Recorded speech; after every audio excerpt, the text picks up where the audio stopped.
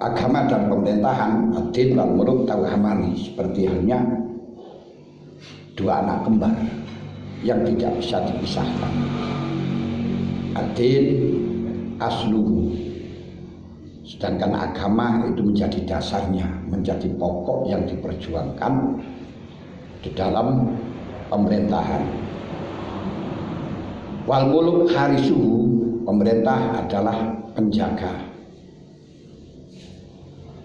Famala asralahu famahdum, pemerintahan tanpa didukung oleh kiai, tanpa didukung oleh tokoh, tanpa didukung oleh agama, tidak akan berjalan. Tapi demikian pula famala harisalahu fadaiun, segala sesuatu yang tidak dijaga, tidak dilindungi, program kiai apapun kalau tidak direspon, tidak ditetapkan oleh pemerintah, tidak akan pernah berjalan, tidak akan pernah wujud, yakni doa tersia-siakan.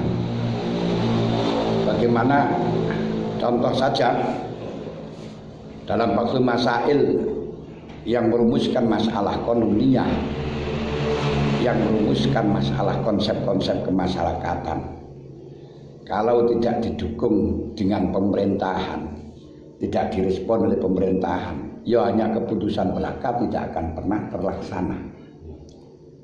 Nah, tentunya hal itu harus selalu didukung oleh program, oleh kekuatan pemerintah. Alhamdulillah kondisi sekarang antara Jamiah Nahdlatul Ulama dengan pemerintah selalu berjalan bersama, yang sehingga bikin eri oleh orang-orang yang tidak suka dengan Nahdlatul Ulama, maka tidak suka juga dengan pemerintah. Kenapa? Karena dianggap pemerintah harus difitnah, tidak karu-karuan. Yo, itu sebenarnya bukan karena bukan karena kiai-kiainya itu tidak, ya karena kiai-kiainya NU, terus pemerintahnya gandeng dengan NU. Kalau nggak gandeng dengan NU ya tidak masalah. Nah, tapi pemerintahnya insya Allah wassalam. Nah, seperti dulu-dulu memelihara macan tidur dibiarkan, HTI dibiarkan, PI dibiarkan, malah didanai. Akhirnya apa yang terjadi? Nah, malah akan menjadi pemberontak, akan mendirikan pemerintahan. Nah, ini sangat membahayakan. Makanya saya berharap pertemuan ini sebisa mungkin bergabung antaranya ulama dengan umaro, sehingga bisa menyelesaikan permasalahan-permasalahan yang sesuai dengan agama Islam, yang membutuhkan dukungan, yang membutuhkan dorongan, yang membutuhkan penjagaan dari pemerintah. Lebih-lebih pada zaman sekarang ini memang zamannya hoax, zamannya hoax. Sebagaimana sabda Rasulullah dalam hadis riwayat Muslim, inna baina yati sa'ah kadzabin fahdharuhum. Inna baina yati sa'ati, kalau sudah mendekati kiamat, kadzabin, akan muncul beberapa orang-orang yang ahli di dalam menyampaikan hoax.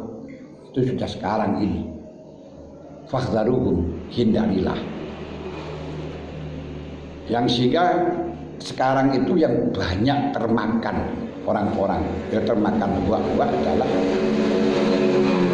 orang-orang desa yang tidak ngerti di dalam perpolitikan, tapi ikut baca dalam medsos, yang tidak bertanggung jawab, yang baca Google yang tidak bertanggung jawab. Khususnya sekarang yang urusannya dengan COVID gitu saja, yang urusannya dengan wabak yang melanda kepada kita. Karena banyaknya hoak-hoak dan beraneka ragam macam, sehingga ketika orang itu positif, nggak berani ke rumah sakit, ini malah justru omborowo akan menjadi masalah besar. Karena sekarang ini banyak orang mati ya diantaranya semacam itu.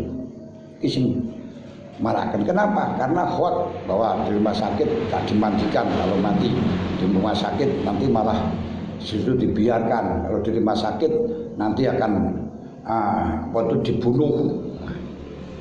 Yang semacam ini hoax itu terus disampaikan, akhirnya keweden masyarakat.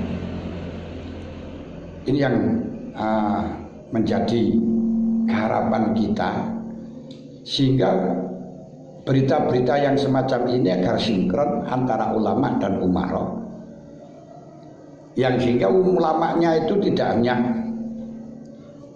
pokoknya mati kabeh catatane kok pangeran, urip kok pangeran ora usah wedi, terus akhirnya suruh maskeran suruh apa sudah nggak mau.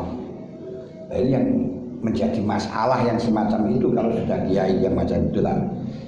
Ini harus ada informasi yang valid dari pemerintahan, duduk bersama sehingga bisa jelas kalau kiainya dengan umaroknya sudah sama, masyarakatnya pasti akan ikut. Sebab masyarakat itu yang dilihat kiai ini.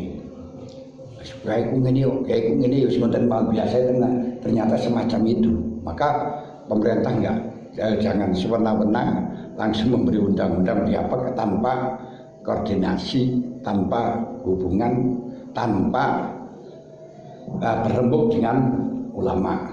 Makanya seperti contoh saja, merong-merong masjid nggak boleh geger nggak bisa itu kan. Nah, tapi kalau kiainya sudah paham nggak ada masalah. Nah, itu contoh yang tidak koordinasi antara ulama dengan umarok, berarti putusan sakar PDW. Ini penting. Nah, siapa tadi itu kemarin tuh sopir